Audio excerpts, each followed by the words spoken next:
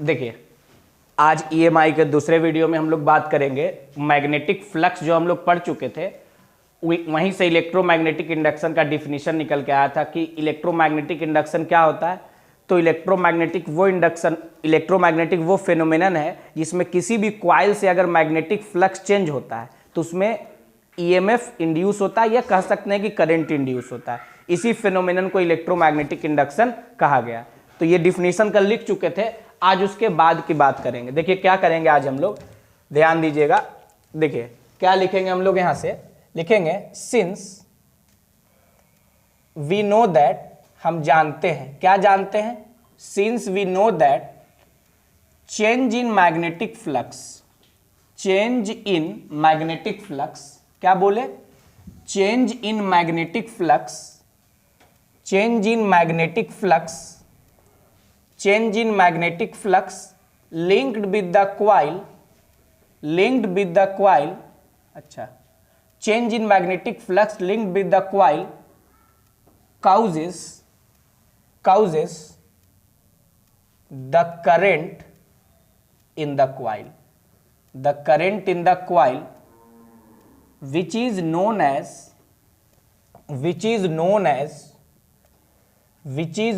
as जिसको हम क्या कहते हैं, इंड्यूस्ड करंट। उसको हम क्या कहते हैं, इंड्यूस्ड करंट कहते हैं।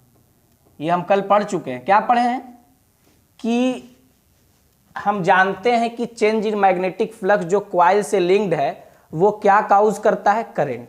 यानी मैग्नेटिक फ्लक्स के कारण करंट नहीं आता है। एक वर्ड लिखे हैं change in magnetic flux, change, magnetic field में चेंज। कांस्टेंट मैग्नेटिक फ्लक्स के कारण कभी भी कॉइल में करंट इंड्यूस नहीं होगा। क्या बोल रहे हैं कि change in magnetic flux induces current in the coil, ये हम पढ़ रहे हैं। तो ये जो करंट इंड्यूस हो रहा है, इसके लिए दो सवाल बहुत ही लाजमी है। वो कौन सा सवाल है भाई? सबसे पहला सवाल कि जो करंट आ रहा है वो कैसे आ रहा है, क्यों नहीं। क्यों का जवाब मिल चुका है, क्यों का जवाब यही है, चेंज इन मैग्नेटिक फ्लक्स। कैसे कहने का मतलब ये है कि उसका डायरेक्शन क्या है। यानी करंट जो आया, देखे थे ना कॉइल में, किसी कॉइल में एंटी क्लॉकवाइज बह रहा था, किसी कॉइल में क्या बह रहा था, क्लॉकवाइज। दूसरा सवाल ये है कि कितना करंट बहेगा, कितना, यानी जो इंड्यूस करंट है उसका मैग्नीट्यूड क्या होगा, उसका मैग्नीट्यूड क्या होगा, है ना। कैसे और कितना, दो सवाल है यहां पे। तो जो कैसे है उसका जवाब मिलेगा लेंज लॉ से। किससे जवाब मिलेगा, लेंज लॉ से। और जो कितना है ना उसका जवाब मिलेगा फैराडेज लॉ से। उसका जवाब किससे मिलेगा, फैराडेज लॉ से। यानी अब हम लेंज लॉ पढ़ेंगे तो इंड्यूस्ड करंट के डायरेक्शन के बारे में पता चलेगा, और हम फैराडे लॉ पढ़ेंगे तो इंड्यूस्ड करंट के मैग्नीट्यूड के बारे में पता चलेगा। तो पहले डायरेक्शन निकाल लेते हैं, सारा कला डायरेक्शन निकालने में है। मैग्नीट्यूड तो फॉर्मूला से निकल जाएगा। मैग्नीट्यूड किससे निकल जाएगा, फॉर्मूला से। जो भी कलाकारी करना है वो क्या चीज में करना है, डायरेक्शन निकालने के लिए सीखने में, मतलब लेंज लॉ के लिए, है ना। तो देखिए पहले हम लोग इस वाले को निपटाते हैं। कैसे निपटाएंगे भाई, तो निपटाने के लिए सबसे पहले हेडिंग डालेंगे, क्या लिखेंगे, लेंज लॉ, है ना। लेंज लॉ, लेंज लॉ बहुत ही इंटरेस्टिंग लॉ है। ये तो हमको पता है कि किसी भी कॉइल में करंट जो इंड्यूस होता है, किसी भी कॉइल में करंट जो इंड्यूस होता है उसका कारण क्या है, तो कहेंगे किसी भी कॉइल में जो करंट इंड्यूस हो रहा है उसका कारण है चेंजिंग मैग्नेटिक फ्लक्स। रीजन को ध्यान रखना है, चेंजिंग मैग्नेटिक फ्लक्स। और मैग्नेटिक फ्लक्स बहुत सारे कारण से बदल रहा था। मैग्नेटिक फील्ड के बदलने से मैग्नेटिक फ्लक्स बदल रहा था, एरिया के बदलने से मैग्नेटिक फ्लक्स बदल रहा था, और एंगल बिटवीन कॉइल और मैग्नेटिक फील्ड, यानी कह सकते हैं कि angle between area normal of the plane और मैग्नेटिक फील्ड, ये तीन फैक्टर के बदलने से मैग्नेटिक फ्लक्स बदल रहा था, और वही करंट इंड्यूस कराने के लिए रिस्पॉन्सिबल था। ठीक है, अब क्या है भाई कि लेंज लॉ जो है, तो लेंज लॉ क्या होता है, कैसे डायरेक्शन पता करते हैं, तो उसके लिए पहले तो रीजन ध्यान रखना है। तो लेंज लॉ कहता है कि किसी भी कॉइल में करंट ऐसे इंड्यूस होता है, कैसे इंड्यूस होता है, ऐसे इंड्यूस होता है कि ये उस कारण को अपोज करता है जो उसको प्रोड्यूस कर रहा है। क्या बोल रहा है कि किसी भी कॉइल में इंड्यूस करंट का डायरेक्शन ऐसे होता है कि वो उस रीजन को अपोज करता है जिसके कारण वो प्रोड्यूस हो रहा है। फिर से बोल रहे हैं, किसी भी कॉइल में करंट ऐसे इंड्यूस होता है कि वो उस कारण को, उस रीजन को अपोज करता है जिसके कारण वो इंड्यूस हो रहा है, जिसके कारण वो क्या हो रहा है, इंड्यूस हो रहा है ना। तो ये हुआ लेंज लॉ। क्या कहलाता है वो हमारा, लेंज लॉ कहलाता है। अब इसको लिखते कैसे हैं, देखिए एग्जाम में तो इंग्लिश में ही लिखना होगा हमको, तो अंग्रेजी में लिख देते हैं, क्या लिख देते हैं, लेकिन समझने के लिए, क्वेश्चन सॉल्व करने के लिए आपको हिंदी वाला बात याद रखना पड़ेगा, फील करने के लिए। The current is induced in the coil, the current is induced in the coil, the current is induced in the coil in such a way that it tries to oppose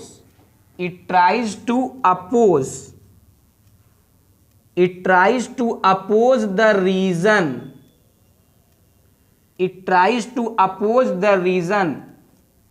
which is responsible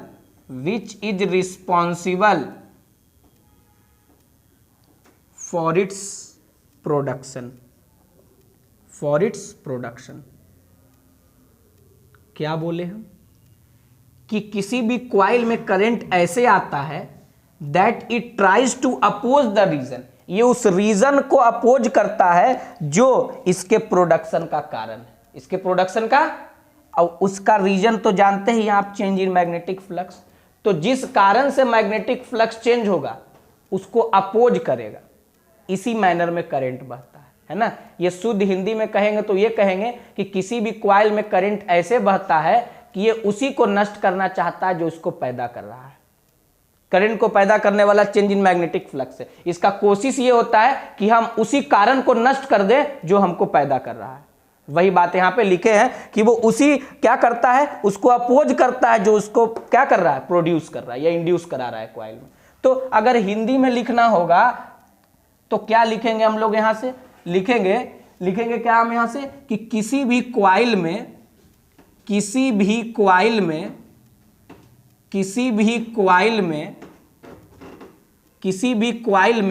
current ऐसे induce होता है, current ऐसे induce होता है। क्या बोल रहे हैं, किसी भी कॉइल में करंट ऐसे इंड्यूस होता है, करंट ऐसे इंड्यूस होता है कि ये उसे ही नष्ट करना चाहता है, उसे ही नष्ट करना चाहता है,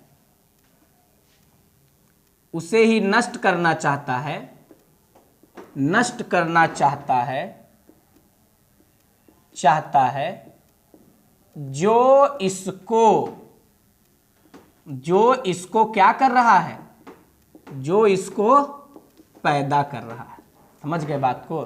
तो जो इस करंट को पैदा करेगा ये उसी को नष्ट करना चाहेगा, यही लेंज लॉ है। अगर हिंदी में आप समझना चाहते हैं तो यही समझिए कि कहेगा लेंज लॉ क्या है, तो कहेंगे किसी भी कॉइल में करंट ऐसे इंड्यूस होता है कि ये उसे ही नष्ट करना चाहता है जो इसको पैदा कर रहा है। जिस कारण से ये आया है ना, उस कारण को ही अपोज करेगा, उस कारण को ही क्या करेगा। 2 नंबर में पूछता है स्टेट लेंज लॉ, फटाक से इतना बात लिख देंगे, काम हो जाएगा। लेकिन फील करने के लिए ये बात जानना आपका क्या है, जरूरी। अब जैसे देखिए, जैसे मान लीजिए ना, आपको कल एक एग्जाम्पल दिए थे और कहे थे ये एक कॉइल है ना, और कहे थे हम, क्या कहे थे भाई, अब एक एक बात को ध्यान देना होगा यहां से, तभी हम इंड्यूस करंट के दिशा को बता सकते हैं। देखिए ये कॉइल एक मैग्नेटिक फील्ड में रखा हुआ है, और ये कैसा मैग्नेटिक फील्ड है, अंदर के तरफ जाता हुआ मैग्नेटिक फील्ड। क्रॉस मतलब बोर्ड के अंदर जा रहा होगा, मतलब इस कॉइल से जो मैग्नेटिक फील्ड लाइन है वो अंदर के तरफ जा रहा है, ठीक है, अंदर के तरफ जा रहा है। और जब तक ये मैग्नेटिक फील्ड कांस्टेंट रहेगा तब तक कोई करंट नहीं बहेगा, कल पढ़ चुके हैं फैराडे के ऑब्जर्वेशन में। लेकिन अगर हम मैग्नेटिक फील्ड को बढ़ाना चालू कर दिए तो भाई फाई बराबर क्या होता है, BA cos थीटा। सब कुछ कांस्टेंट है, मैग्नेटिक फील्ड को बढ़ाने लगे तो फ्लक्स भी बढ़ने लगेगा, मतलब फ्लक्स चेंज होने लगा। और फ्लक्स चेंज होने लगेगा तो ऑब्वियस है कि करंट तो आएगा ही। तो आपसे हम ये पूछेंगे यहाँ पे कि यहां पे बताइए इसमें करंट का डायरेक्शन क्या होगा, तो पहले हम उस कारण को खोजेंगे जो उसको पैदा कर रहा है। तो इसको पैदा करने वाला कारण कौन है? बढ़ता हुआ मैग्नेटिक फील्ड। अगर ये बढ़ता हुआ मैग्नेटिक फील्ड नहीं होता तो इस कॉइल में कभी भी करंट नहीं आता। तो बढ़ता हुआ मैग्नेटिक फील्ड ही कारण है इसमें करंट लाने का। तो इस कॉइल में ऐसा करंट बहेगा कि इस बढ़ते हुए मैग्नेटिक फील्ड को अपोज कर सके। तो देखिएगा, अब मैग्नेटिक फील्ड बढ़ता हुआ, लेकिन कैसा मैग्नेटिक फील्ड है? अंदर। मतलब कहेंगे यहां पे करंट, यहां पे देखिए, यहां पे इंड्यूस करंट का कारण, इंड्यूस्ड करंट का रीजन। तो पहले रीजन पे चर्चा कर लेते हैं। रीजन क्या है? तो कहेंगे इंड्यूस करंट का रीजन यही है, अंदर के तरफ बढ़ता हुआ मैग्नेटिक फील्ड। लिख दे रहे हैं, अंदर के तरफ बढ़ता हुआ मैग्नेटिक फील्ड, अंदर के तरफ बढ़ता हुआ मैग्नेटिक फील्ड, है ना? ध्यान दीजिएगा, इस इंड्यूस करंट का कारण क्या है भाई? अंदर के तरफ बढ़ता हुआ मैग्नेटिक फील्ड। अंदर के तरफ बढ़ता हुआ मैग्नेटिक फील्ड ही इसका कारण है। तो इसको अपोज कैसे करेंगे? इसका उल्टा काम करके। अंदर के तरफ जो चीज बढ़ रहा है उसको अपोज कैसे करेंगे? अंदर के तरफ घटा के। सिंपल फंडा है, जो हो रहा है उसका उल्टा सोचिए आप, उसको अपोज करने के मैनर में सोचिए। तो जो चीज अंदर के तरफ बढ़ रहा है उसको अंदर के तरफ घटाएंगे। तो अंदर के तरफ घटाने के लिए हमको इस वायर में जो करंट बहेगा उसका मैग्नेटिक फील्ड किधर होना चाहिए? बाहर होना चाहिए।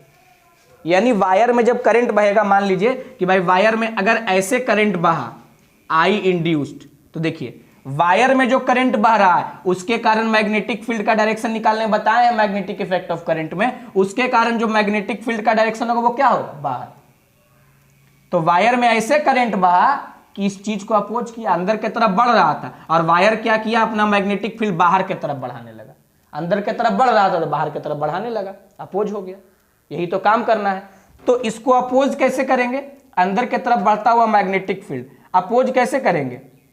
बाहर के तरफ, बाहर के तरफ, बाहर के तरफ मैग्नेटिक फील्ड को क्या करेंगे? बाहर के तरफ मैग्नेटिक फील्ड को इंक्रीज करेंगे। तो बाहर के तरफ मैग्नेटिक फील्ड को कैसे इंक्रीज करेंगे भाई?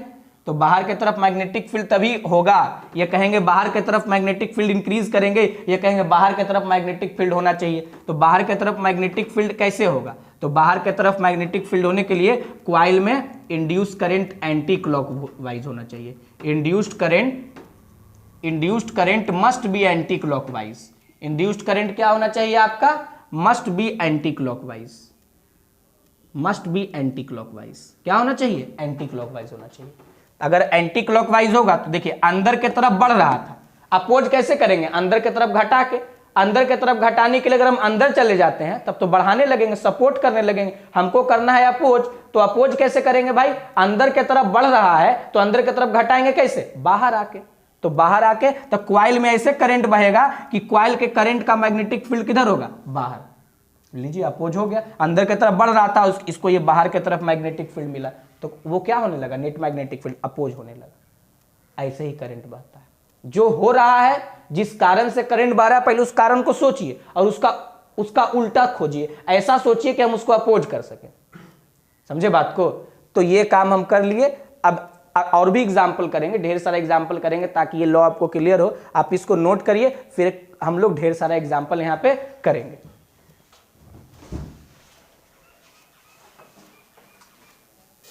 देखिए अब हम लोग बात करेंगे हमारा जो अगला इलस्ट्रेशन है लेंज लॉ पे, उस पे क्या है अगला इलस्ट्रेशन लेंज लॉ पे भाई?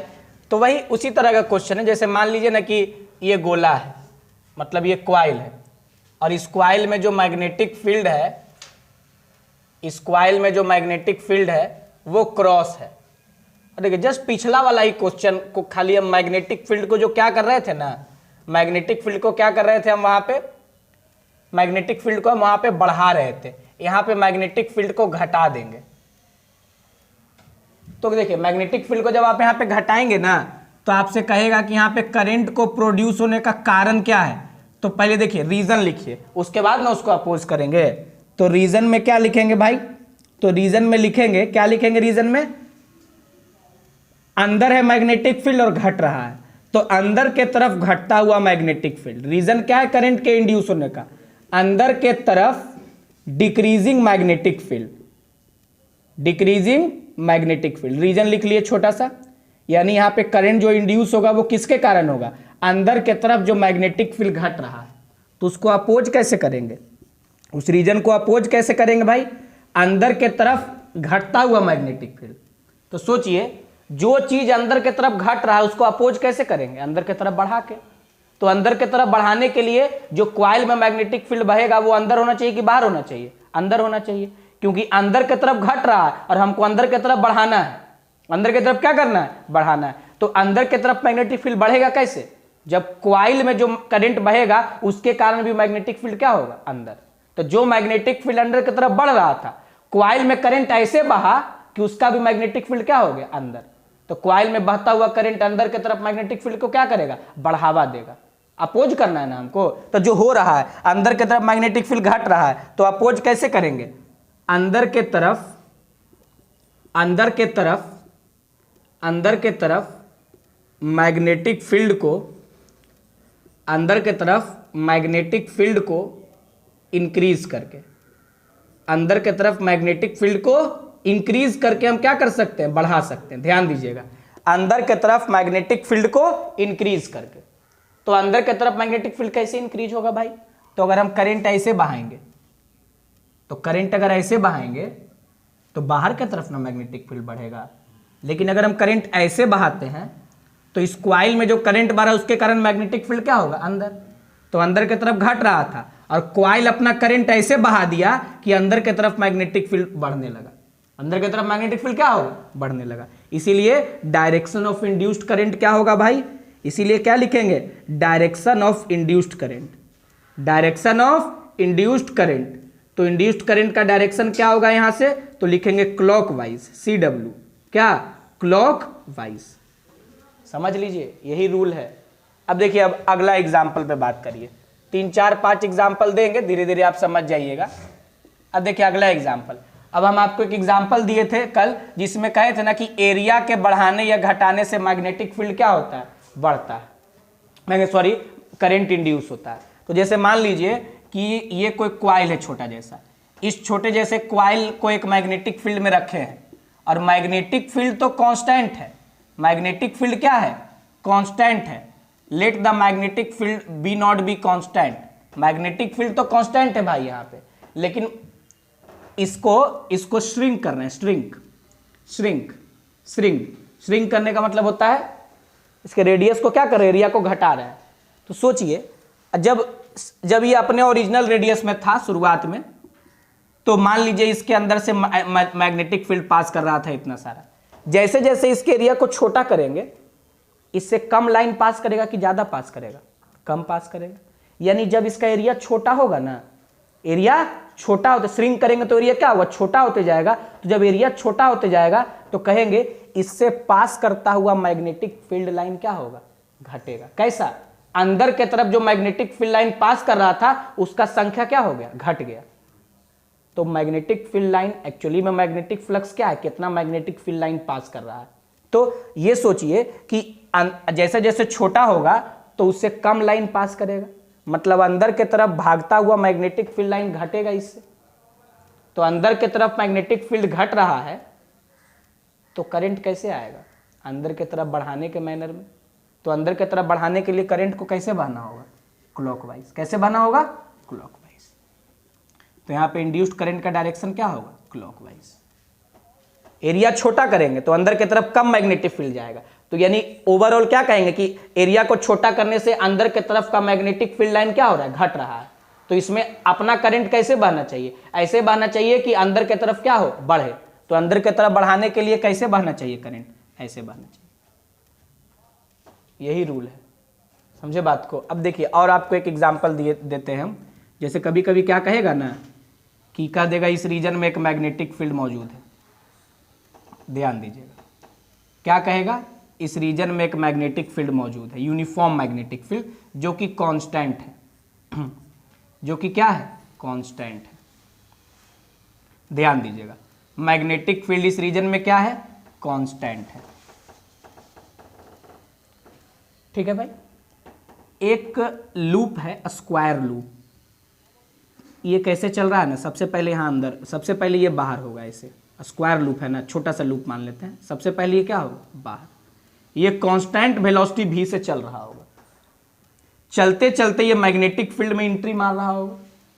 मैग्नेटिक फील्ड में क्या होगा, एंट्री मार रहा होगा। तो एक समय ऐसा आया होगा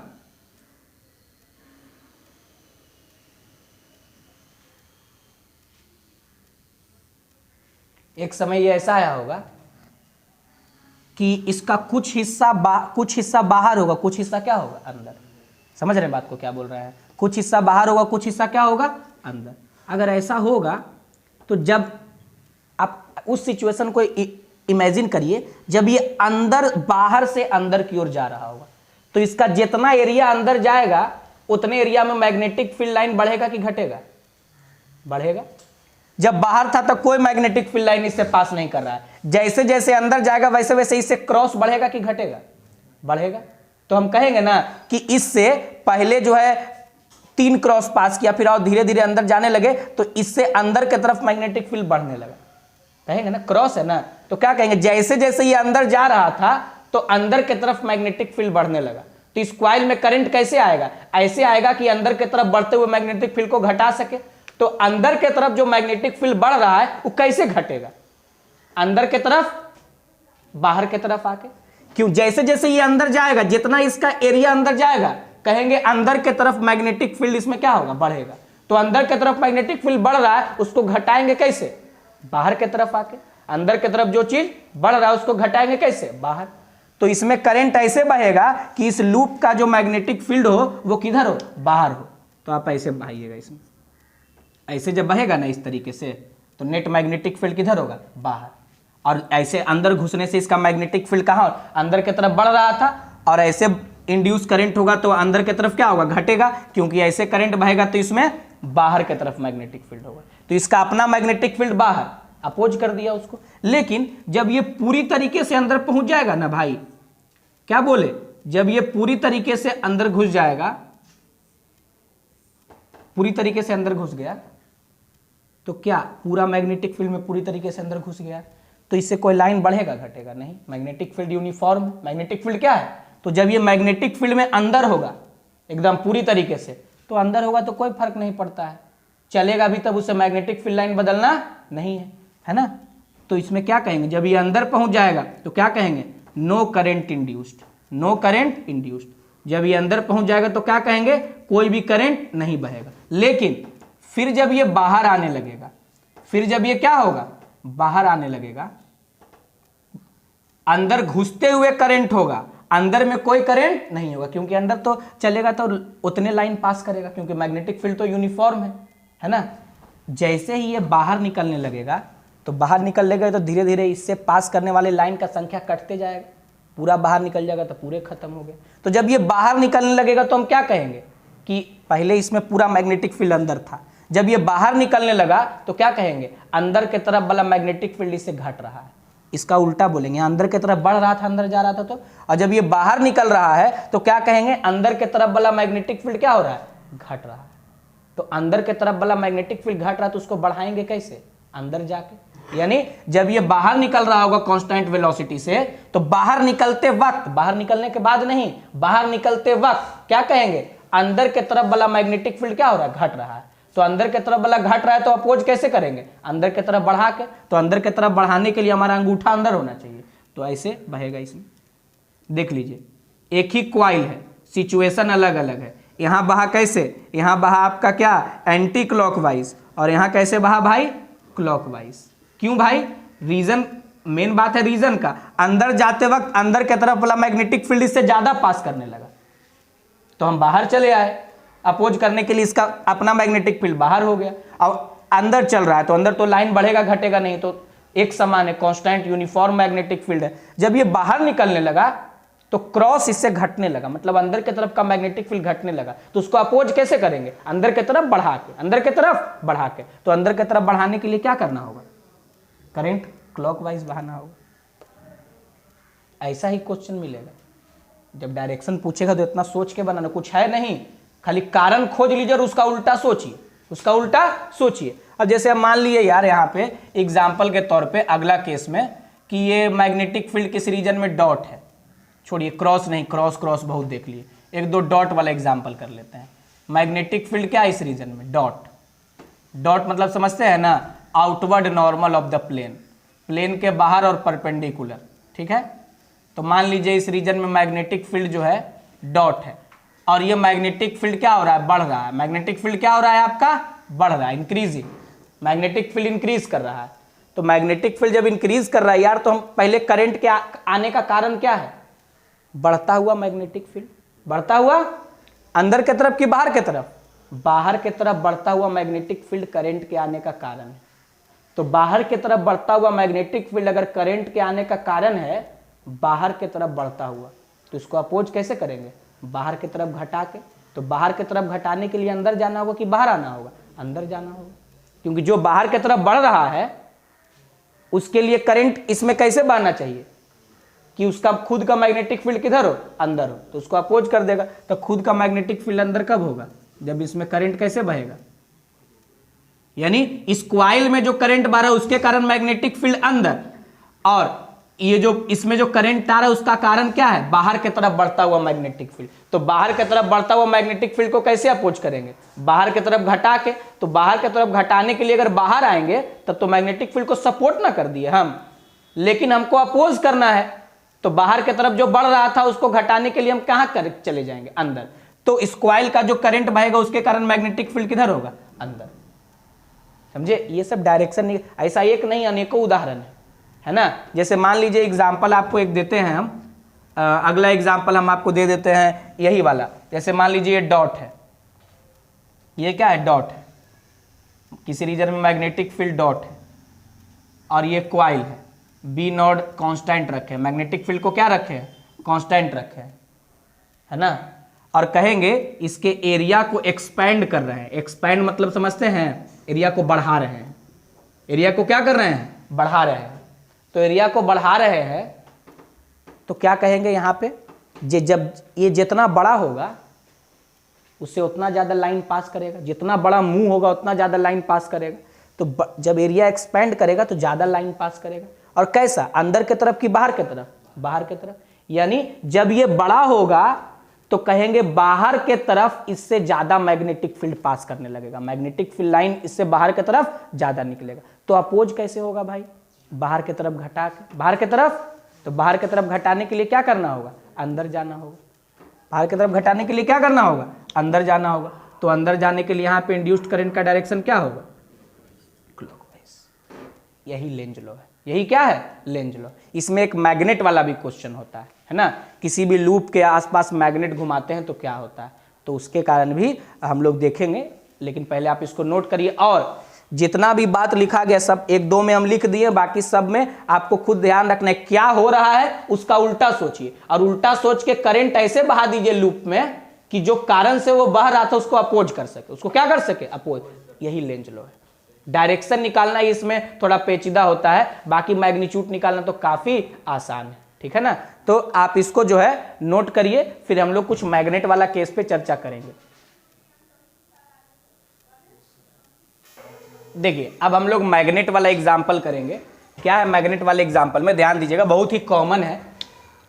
जैसे मान लीजिए ना, कहेगा ये लूप है, ध्यान दीजिएगा, ये क्या है आपका लूप, करंट कैरिंग लूप। ऐसे रखने का मतलब ये है कि समझ रहे हैं ना, बोर्ड वाले प्लेन में रखे हैं, इस तरीके से रखे। एक मैग्नेट है, मैग्नेट के बारे में हम लोग पढ़ चुके हैं। मैग्नेट का दो पोल होता है, नॉर्थ पोल और साउथ पोल, नॉर्थ पोल और साउथ पोल, है ना। मैग्नेटिक यूनिपोल का भी एग्जिस्ट नहीं करता है, हमेशा मैग्नेटिक डाइपोल ही एग्जिस्ट करता है, ठीक है। तो नॉर्थ पोल और क्या है, साउथ पोल, ध्यान देना है। अब ये मैग्नेट यहाँ मैग्नेट रेस्ट पे है, मैग्नेट चल नहीं रहा है, मैग्नेट क्या है, रेस्ट पे।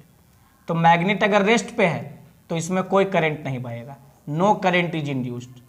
क्या है आपका, नो करंट इज इंड्यूस्ड, कोई भी करंट क्या होगा, नहीं बहेगा उसमें। क्या बोले, कोई भी करंट उसमें नहीं बहेगा, ठीक है। फिर अगले केस में आते हैं, ये बड़ा आसान है, थोड़ा ट्रिकी टाइप का है। ये साउथ हो गया, ये मान लीजिए कैसे भी बना सकते हैं, इधर नॉर्थ पोल हो गया, इधर कौन सा पोल हो गया, साउथ पोल। मान लीजिए कि मैग्नेट भी वेलोसिटी से इधर चलने लगा, मैग्नेट रुका हुआ नहीं, मैग्नेट क्या हो रहा है, चल रहा है। तो मैग्नेट अगर भी वेलोसिटी से चलने लगा इधर, तो इस लूप में जो करंट आएगा वो ऐसे आएगा कि लूप नहीं चाहेगा कि मैग्नेट का साउथ पोल मेरे पास आए। कहिएगा क्या ऐसा चलने से मैग्नेटिक फील्ड लाइन बदल जाता है, तो कहेंगे हाँ। कारण क्या है, क्योंकि ना साउथ पोल से, देखिए होता क्या है ना, साउथ पोल में मैग्नेटिक फील्ड लाइन आता है और नॉर्थ पोल से मैग्नेटिक फील्ड लाइन निकलता है। तो साउथ पोल में मैग्नेटिक फील्ड, जैसे जैसे ये नजदीक आएगा ना, जैसे जैसे इसके नजदीक आएगा, इससे मैग्नेटिक फील्ड लाइन निकल के इसमें ज्यादा जाएगा, ज्यादा संख्या होगा उसका। उसी तरीके से अब ये साउथ पोल है, तो क्या कहेंगे कि मैग्नेटिक फील्ड लाइन इससे क्या होगा, जैसे जैसे ये नजदीक आएगा, देखिए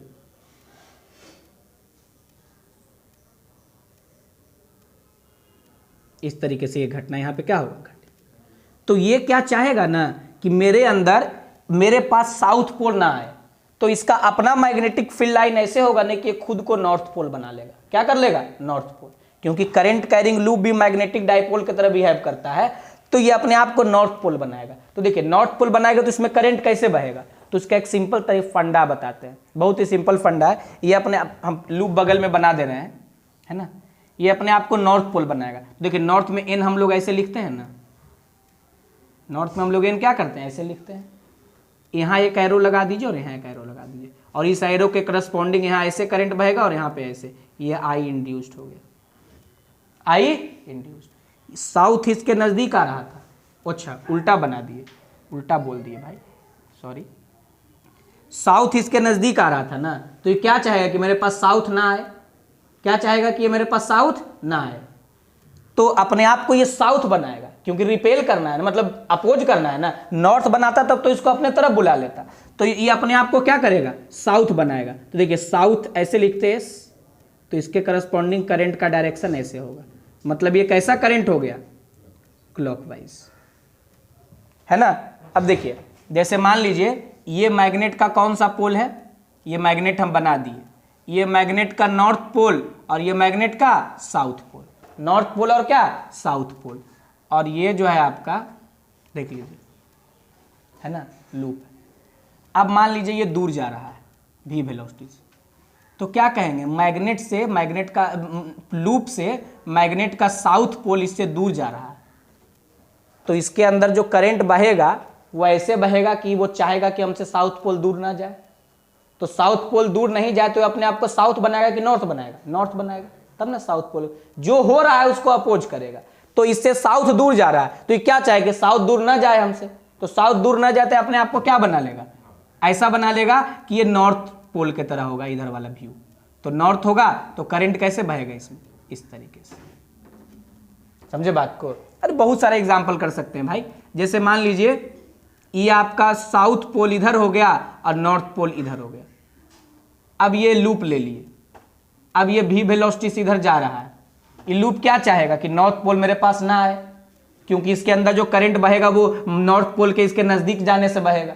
तो नॉर्थ पोल नहीं आए तो अपने आप को क्या बना लेगा, ये अपने आप को नॉर्थ बना लेगा, साउथ बना लेगा, तब आपको साउथ बना लेगा तब तो खींचने लगेगा ना उसको, नॉर्थ बना लेगा तो इसको अपोज कर सकेगा, ये जो हो रहा है, जो करंट प्रोड्यूस करने का कारण है। तो यहाँ पे करंट कैसे बहेगा, एंटी क्लॉकवाइज, कैसे बहेगा, एंटी क्लॉकवाइज। ये सब फिर उसका उल्टा करेंगे, मान लीजिए कि इसका उल्टा किए कि भाई ये लूप ले लिया, क्या करते हैं, ये लूप हम ले लेते हैं और इस लूप को लेके कहेंगे हम ना कि ये साउथ पोल है और ये नॉर्थ पोल है, और नॉर्थ पोल ऐसे दूर जा रहा है मैग्नेट भी वेलोसिटी से, तो ये क्या चाहेगा, नॉर्थ पोल हमसे दूर ना जाए, क्योंकि इसमें जो फ्लक्स का चेंज आएगा नॉर्थ पोल के दूर जाने से आएगा। तो नॉर्थ पोल दूर ना जाए तो अपने आप को क्या बना लेगा, ये साउथ बना लेगा, और साउथ बना लेगा तो इसमें करंट कैसे बहेगा, क्लॉकवाइज।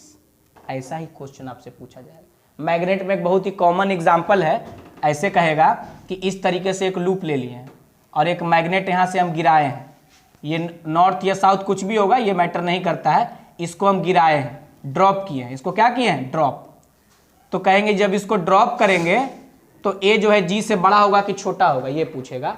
मतलब यहाँ से ऑप्शन दे देगा कि पहला ऑप्शन ए जी से बड़ा होगा, दूसरा ऑप्शन ए जी से छोटा होगा, और तीसरा ऑप्शन ए जी के बराबर होगा।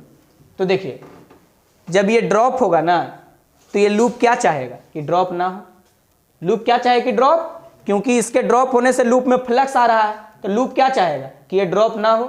तो इस ए को वो क्या करेगा, ऐसे तो फ्री फॉल में ए बराबर जी होता है, लेकिन लूप इसके मोशन को क्या करना चाहेगा, अपोज करना चाहेगा। तो लूप इसके मोशन को अपोज करना चाहेगा तो ए स्मॉलर देन जी होगा, ए क्या होगा, स्मॉलर देन जी होगा।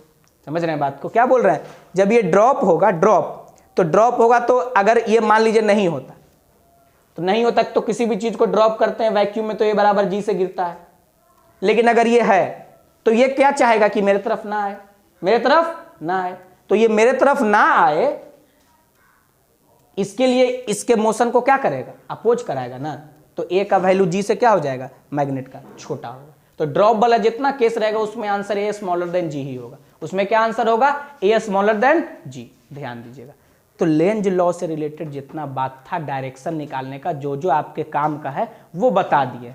ठीक है, इससे आपका काम हो जाएगा और पूरा कॉन्सेप्ट के साथ बताया गया है। इसको एक बार अपने से सारे क्वेश्चन को कॉपी में उतार कर और फिर से करें तो आप सीख जाएंगे करने के लिए, क्योंकि लेंज लॉ डायरेक्शन निकालने के लिए बहुत इंपॉर्टेंट रूल है। अगर आपको मैग्नीट्यूड निकालने आ गया और डायरेक्शन निकालने नहीं आया तो आप पूरा सवाल कंप्लीट नहीं कर पाएंगे। इसीलिए डायरेक्शन के लिए लेंज लॉ बहुत इंपॉर्टेंट है। तो एक बार आप इसको नोट करिए, फिर अब हम लोग फैराडे लॉ की ओर कूच करेंगे। ठीक है,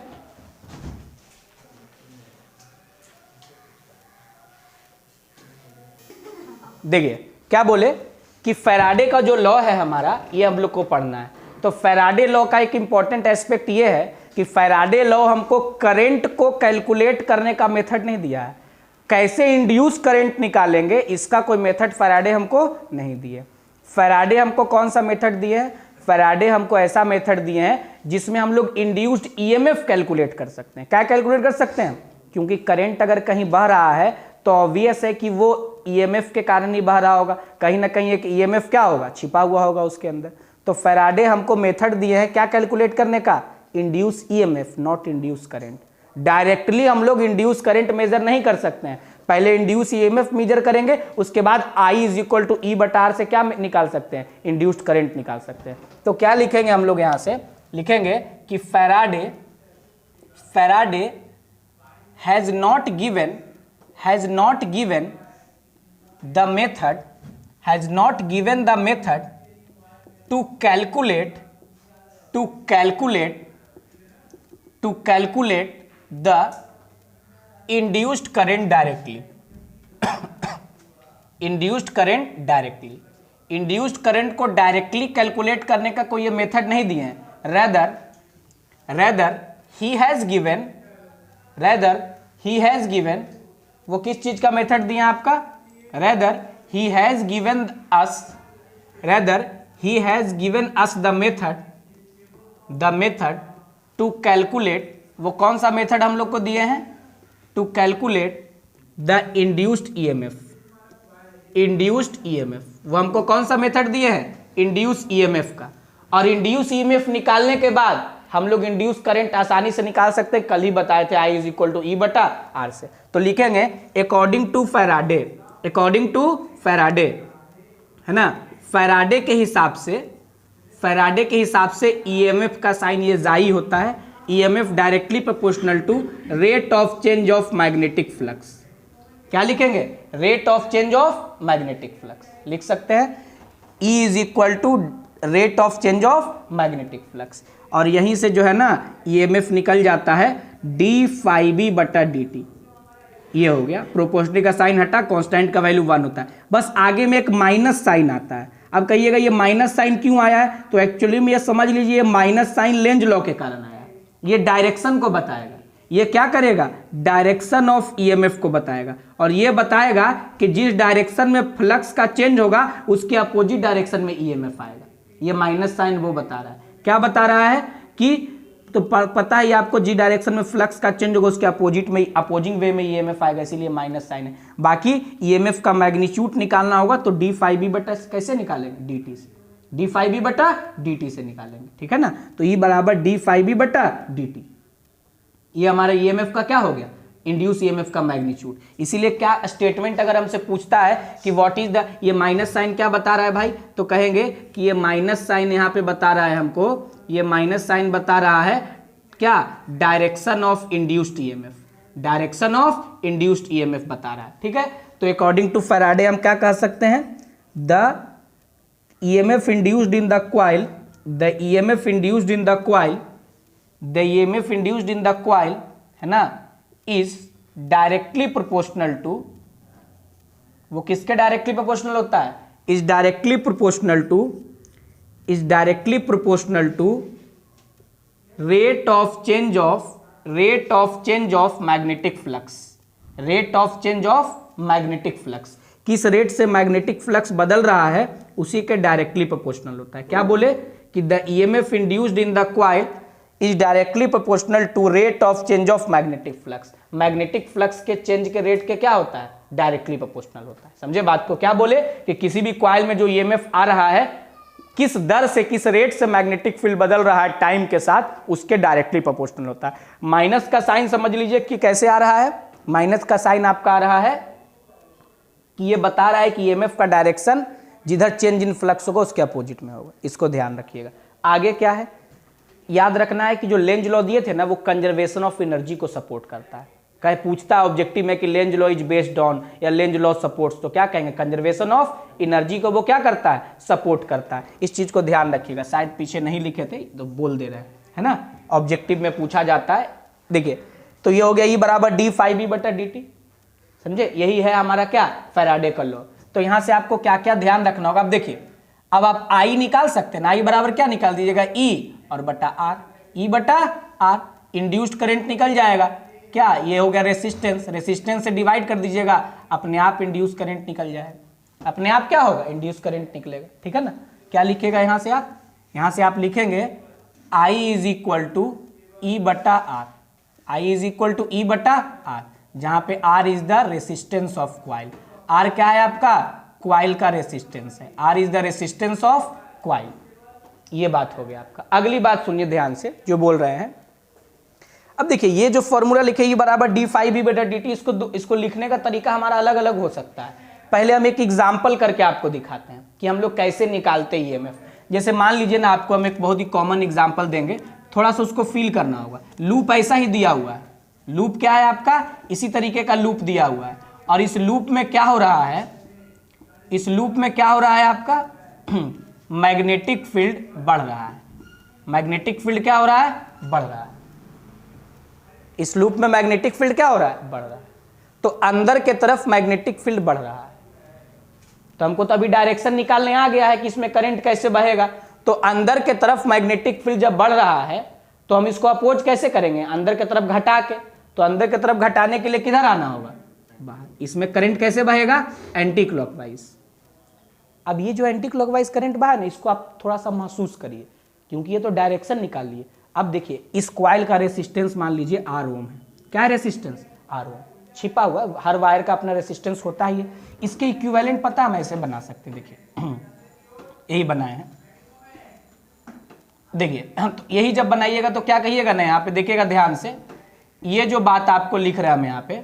अब क्या है, इस कॉइल में करंट ऐसे बह रहा है ना, तो आप इमेजिन करिए, क्या इमेजिन करिएगा यहाँ पे कि मान लीजिए एक बैटरी होगा प्लस माइनस, इससे करंट निकलेगा ऐसे, और ऐसे करंट क्या होगा, बहेगा। क्या ये दोनों में कोई अंतर है?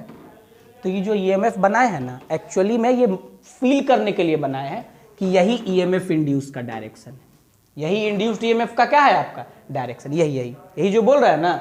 ऐसा कॉइल ऐसा है, लेकिन करंट जो बह रहा है कहीं ना कहीं, अगर एक ऐसा बैटरी इस कॉइल में लगा होता तो ऐसे ही ना करंट बहता भाई, मैग्नेटिक फील्ड नहीं होता। तो बस फील करने के लिए बनाए हैं कि इस कॉइल का इंड्यूस करंट जो है ना, उसके लिए यही इंड्यूस्ड ईएमएफ है, यही क्या इंड्यूस्ड ईएमएफ, और यही किसके बराबर है, डी फाइव बी बटा डी टी।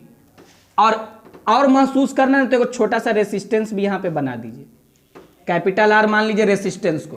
तो इसमें जो करंट बह रहा है वो करंट किसके बराबर होगा, तो कहेंगे ई इंड्यूस्ड और बटा रेसिस्टेंस के बराबर। मतलब ये अलग नहीं है, बस फील करने के रेसिस्टेंस को दिखा दिए जो अंदर छिपा हुआ, ये इंड्यूस ईएमएफ है। ऐसा नहीं कि ऐसा बैटरी बन जाएगा अपने से प्रकट हो जाएगा, नहीं, फील करने के लिए बना है कि ऐसा ही कहीं ना कहीं ईएमएफ क्या होता होगा, इंड्यूस होता होगा, समझे। तब ना करंट ऐसे बह रहा है तो जरूर बैटरी ऐसे होगा कि पॉजिटिव टर्मिनल से करंट निकले और निगेटिव में आ जाए। तो यही ईएमएफ, यही इंड्यूस्ड ईएमएफ जो हम बनाए हैं फील करने के लिए, इसी को कैलकुलेट करने का मेथड फैराडे दिए, है ना। ये ध्यान रखना है आपको। कहीं पे भी करंट बह रहा है तो आप ऐसे सर्किट बना सकते हैं, आपका काम उससे आसान हो जाएगा। और आगे देखिए, सिंस देखिए अब इस इक्वेशन को ऐसे लिख सकते हैं, एवरेज ईएमएफ जानते हैं किसके बराबर होगा, डेल्टा फाई बी बटा delta T, delta phi B बटा डेल्टा टी। एवरेज निकालना है तो क्या लिखेंगे, डेल्टा फाई बी बटा डेल्टा टी। लेकिन यहीं पे अगर हमको इंस्टेंटेनियस निकालना होगा तो हम क्या करेंगे, हमारे लिए हो जाएगा इंस्टेंटेनियस, क्या कहेंगे इंस्टेंटेनियस कैसे निकालते हैं एवरेज से, डेल्टा फाई बी बटा डेल्टा टी लिख दिए हम, है ना। और क्या लिखेंगे कि limit delta T tends to zero, क्या लिखेंगे, limit delta T tends to zero. तो ये क्या बन जाएगा, डी फाई बी बटा डी टी। एक्चुअली में दोनों रेट ऑफ चेंज ही बता रहा है, लेकिन एक इंस्टेंटेनियस बता रहा है, दूसरा क्या कर रहा है, average. Final flux initial flux पता होगा, टाइम से डिवाइड कर देंगे, एवरेज निकल जाएगा। लेकिन अगर हमको इंस्टेंटेनियस निकालना होगा तो इंस्टेंटेनियस में कैसे जाते हैं, जिस पे वो डिपेंड कर रहा है डेल्टा टी पे, उसका लिमिट टेंड्स टू जीरो कर देंगे, तो डी फाई बी बटा क्या हो गया, डी टी। दोनों से रेट ही पता चल रहा है, बस एवरेज ईएमएफ और ये क्या है, इंस्टेंटेनियस ईएमएफ। अब फाई बी का तो फॉर्मूला हम जानते हैं ना, क्या, बी ए कॉस थीटा। तो यहाँ पे क्या बदल रहा है बताइए, यहाँ पे फाई किसके कारण बदलेगा, मैग्नेटिक फील्ड के कारण बदलेगा, बाकी सब कुछ यहाँ पे क्या है, कांस्टेंट, बाकी सब कुछ क्या है। तो डिफरेंशिएशन करते वक्त क्या करेंगे वो हम बताएंगे अभी। आप क्या करिए कि पहले इसको लिखिए, फिर इस फॉर्मूला पे थोड़ा चर्चा और करेंगे। स्टेटमेंट फैराडे लॉ का, कैसे ईएमएफ को फील करना है वो बता दिए, कैसे करंट निकालेंगे, ईएमएफ निकालिए तो करंट तो आसानी से निकल जाएगा ओम्स लॉ के मदद से, ठीक है ना। तो इसको नोट करिए, फिर हम लोग उस पर चर्चा करेंगे। देखिए तो क्या बोले कि फैराडे लॉ से हम लोग एवरेज ईएमएफ इस तरीके से कैलकुलेट कर लेंगे। अब इस फॉर्मूला को कैसे डील करेंगे इस पे चर्चा हम लोग अगले वीडियो में करेंगे, ताकि आज का वीडियो ज़्यादा लंबा ना हो, ठीक है। तो इसीलिए हम लोग अगला वीडियो जो है वो फैराडे लॉ का ये इक्वेशन को इलेबोरेट करेंगे और उस पर कुछ प्रॉब्लम करेंगे, ठीक है। धन्यवाद, इसको नोट कर लिए होंगे आप अभी तक।